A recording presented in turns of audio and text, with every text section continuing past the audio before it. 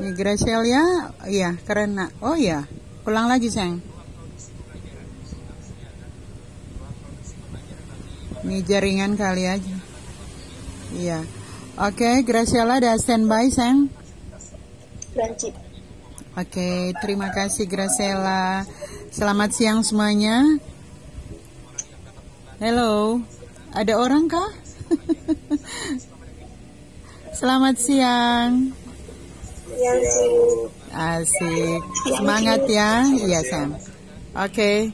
Semangat semuanya. Kali ini Gracelia akan mempresentasikan pemahamannya tentang bahasa laporan hasil penelitian dan bahasa laporan hasil kegiatan. Seperti apa pemahaman Gracelia? Yuk kita ikuti bersama. Disilakan, Sam. Selamat pagi, salam merdeka literasi.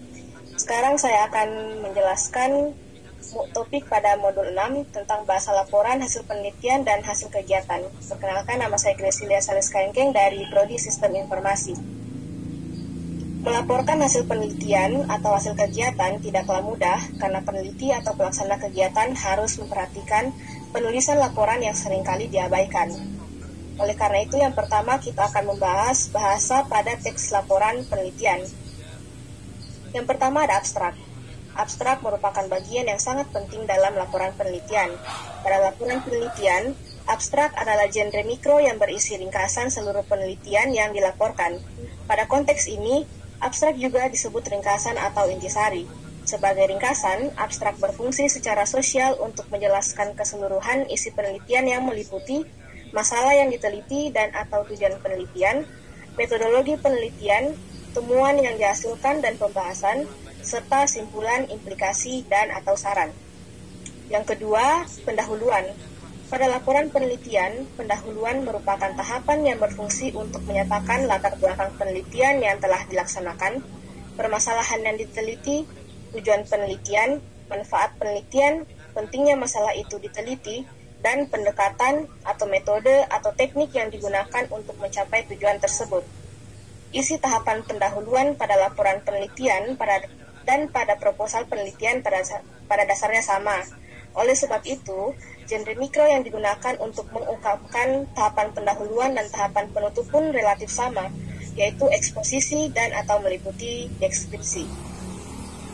Berikut yang ketiga, landasan teori dan tinjauan pustaka. Tahapan landasan teori dan tinjauan pustaka berisi dua hal. Yang pertama adalah landasan teori yang berfungsi untuk menyampaikan ulasan teori yang digunakan untuk memecahkan masalah yang diteliti.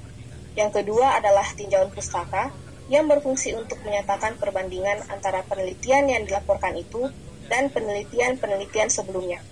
Genre mikro yang digunakan adalah ulasan atau review. Formulasi bahasa pada tahapan landasan teori dan tinjauan pustaka sama dengan formulasi bahasa pada teks ulasan buku, terutama pada tahapan tafsiran isi dan tahapan evaluasi. Yang keempat, metodologi penelitian. Tahapan metodologi penelitian berisi sajian tentang pendekatan, metode, dan teknik penelitian yang diterapkan pada penelitian yang dilaporkan, termasuk langkah-langkah yang ditempuh. Biasanya genre mikro yang digunakan adalah deskripsi dan atau meliputi laporan, rekon, dan prosedur. Deskripsi digunakan untuk memaparkan lokasi penelitian dan sifat-sifat kekhususan data.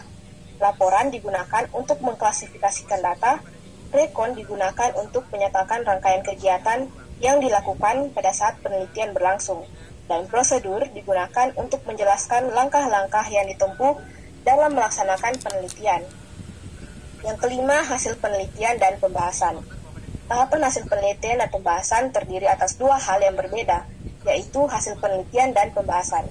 Pada laporan penelitian, kedua hal itu dapat dijadikan satu bab dengan nama hasil penelitian dan pembahasan, atau bisa juga dijadikan dua bab, masing-masing dengan nama hasil penelitian dan pembahasan. Genre mikro yang digunakan untuk mengungkapkan tahapan hasil penelitian dan pembahasan adalah deskripsi atau meliputi laporan, dan diskusi atau meliputi eksplanasi. Fungsi tahapan pada hasil penelitian dan pembahasan yang pertama direalisasikan dengan genre deskripsi dan laporan untuk menggambarkan hasil atau temuan penelitian dan dipaparkan berdasarkan tema, pertanyaan penelitian atau klasifikasi data, metode pengambilan data. Selanjutnya, fungsi yang kedua direalisasikan dengan genre diskusi, meliputi eksplanasi untuk membahas dan menjelaskan hasil atau temuan yang diperoleh itu.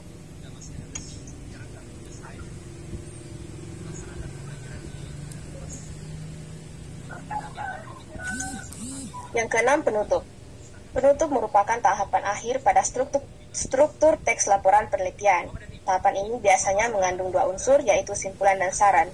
Untuk menyampaikan simpulan dan saran, termasuk implikasi hasil penelitian, genre mikro yang digunakan adalah deskripsi dan atau meliputi eksposisi. Yang ketujuh, daftar pustaka dan lampiran. Peneliti termasuk penulis hendaknya memasukkan ke dalam daftar pustaka semua sumber yang digunakan sebagai acuan dalam membuat laporan penelitian. Di sisi lain, lampiran adalah materi pendukung laporan penelitian yang diletakkan di bagian belakang di luar bab-bab inti teks laporan. Lampiran dibuat tersendiri di bagian belakang karena apabila dijadikan satu dengan bab-bab laporan, lampiran itu akan mengganggu sajian laporan inti. Materi yang dapat dimasukkan ke dalam lampiran berupa materi yang relevan dengan penelitian, yaitu antara lain yang pertama transkrip data penelitian, yang kedua panduan wawancara kepada informan, yang ketiga, dokumen-dokumen yang dijadikan bahan analisis atau rujukan. Yang keempat, surat-surat pendukung. Dan yang terakhir, gambar ataupun foto. Berikut adalah bahasa pada teks laporan kegiatan. Yang pertama adalah ringkasan. Meskipun ringkasan dan abstrak itu sama, abstrak laporan kegiatan lebih cocok disebut ringkasan karena lebih merupakan intisari dari keseluruhan kegiatan yang dilakukan. Ringkasan laporan kegiatan mengandung unsur-unsur. Yang pertama, tujuan kegiatan, yang kedua, deskripsi kegiatan, yang ketiga, pelaksanaan kegiatan, serta yang keempat adalah saran. Ringkasan laporan kegiatan berbeda dengan abstrak laporan penelitian. Perbedaan itu terletak pada unsur-unsur pembentuknya. Genre yang digunakan untuk mengungkapkan ringkasan adalah deskripsi. Berikut yang kedua, pendahuluan. Tahapan pendahuluan pada laporan kegiatan berfungsi untuk menyampaikan latar belakang kegiatan yang telah dilaksanakan, gambaran tentang jenis dan bentuk kegiatan, tujuan, manfaat, serta strategi yang digunakan untuk melaksanakan kegiatan tersebut. Genre yang digunakan berupa deskripsi dan atau meliputi eksposisi. Yang ketiga, deskripsi kegiatan. Deskripsi kegiatan berisi paparan tentang nama kegiatan, lokasi kegiatan, waktu kegiatan, yaitu rentang waktu dilaksanakannya kegiatan dan pelaksana kegiatan, yaitu orang-orang yang terlibat. Genre mikro yang digunakan yaitu deskripsi. Yang keempat, pelaksanaan kegiatan. Tahapan pelaksanaan kegiatan berisi rangkaian tata cara pelaksanaan kegiatan yang berfungsi untuk menguraikan kegiatan yang dilakukan, strategi yang digunakan dalam melaksanakan kegiatan, kendala yang dihadapi, dan langkah-langkah yang ditempuh dalam mengatasi kendala tersebut. Untuk mencapai itu semua, genre mikro yang digunakan adalah deskripsi dan atau meliputi rekon dan prosedur. Yang kelima, penutup. Tahapan penutup berisi pernyataan simpulan bahwa kegiatan yang dimaksud telah dilaksanakan dengan baik dan bermanfaat serta berisi saran-saran untuk perbaikan kegiatan yang akan datang. Genre mikro yang digunakan adalah deskripsi yang mengandung eksposisi.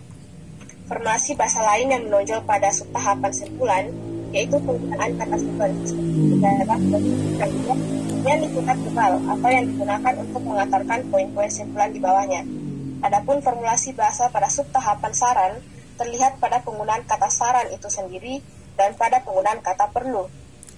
Yang keenam, daftar pustaka dan lampiran. Penyajian daftar pustaka diletakkan di belakang setelah bab-bab inti. Lampiran merupakan materi pendukung yang diletakkan di bagian belakang di luar bab-bab inti teks laporan kegiatan. Materi yang dapat dimasukkan ke dalam lampiran pada laporan kegiatan antara lain dokumen yang dijadikan bahan rujukan penulisan laporan kegiatan, surat-surat pendukung, rincian penggunaan data, gambar, atau foto. Berikut adalah struktur teks dan hubungan genre. Yang pertama, ini adalah pada laporan penelitian. Bisa kita lihat di sini, mulai dari bagian depan, bagian inti, sampai bagian akhir. Unsur-unsur pada bagian inti dapat dirangkum ke dalam struktur teks laporan penelitian dengan urutan abstrak, pendahuluan, landasan teori dan tujuan pustaka, metodologi penelitian, hasil penelitian dan pembahasan, dan yang terakhir penutup. Struktur teks yang terdiri atas tahapan-tahapan tertentu itu direalisasikan oleh genre mikro sesuai dengan isi dan fungsi retoris masing-masing. agar fungsi retoris yang diemban dapat tercapai. Dan ini adalah struktur untuk laporan kegiatan, dari bagian depan, bagian inti, dan bagian akhir.